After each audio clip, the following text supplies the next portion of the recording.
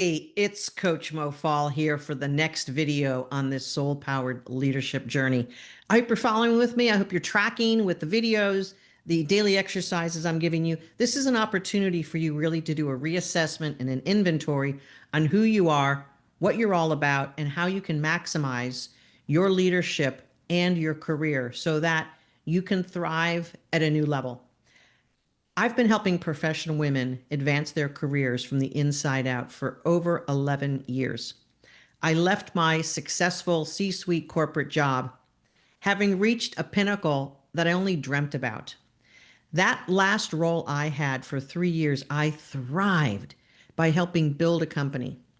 I was part of a super team that I helped assemble where we took an acquired company to a really, really bigger size in a short period of time. And that company continued to thrive and grow after I left.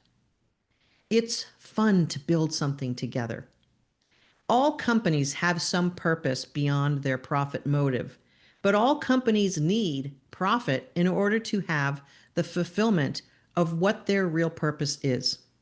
I spent my entire career in healthcare, everything from being a bedside nurse in the cardiovascular world to selling muscle stimulators to physical therapists, to running cardiac rehab and diagnostic centers, heading up a heart center of excellence at a big hospital system in South Florida, and eventually running a anesthesia division nationwide as part of a growth of an acquisition that a larger company had made. I loved being a chief operating officer. I loved developing my team and helping maximize their potential. Being a true leader means that one of your main jobs is developing your people, removing obstacles from them, showing support, helping them become better. And as a chief operating officer, I was heading up strategy. I was heading up the implementation plans. I was the go-between business development and business growth and implementing new site contracts. I was a big problem solver. I used to joke with my team, I would show up at client accounts either when things were really good or really bad.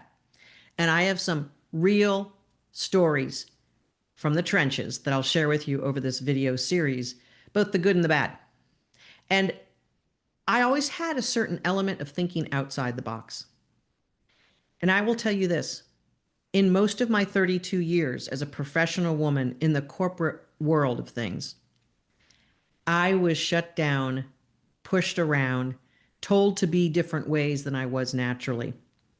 And when I had my breast cancer 17 years ago, it was the first time as an adult I actually sat with myself for over 4 weeks.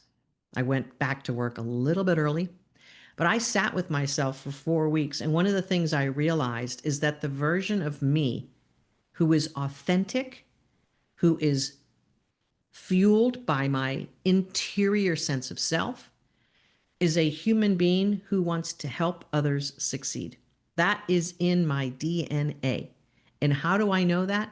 Because I've been that version of me since I was a little girl, since I was helping raise siblings. I came from a big family. There were 6 of us. One of my sisters is 11 years younger. And I took full on passion and enthusiasm to help raise her and show her how to be in the world. Probably even a little bit much more so now as she's a full-fledged professional, successful adult woman. I love helping people succeed. And when I was sitting on the couch in my home recovering from my double mastectomy, I realized that the true version of me was that little ponytailed girl riding my blue and white bike around the neighborhood in Grand Rapids, Michigan, up and down hills, screeching into driveways, showing how cool I was that I could skid in.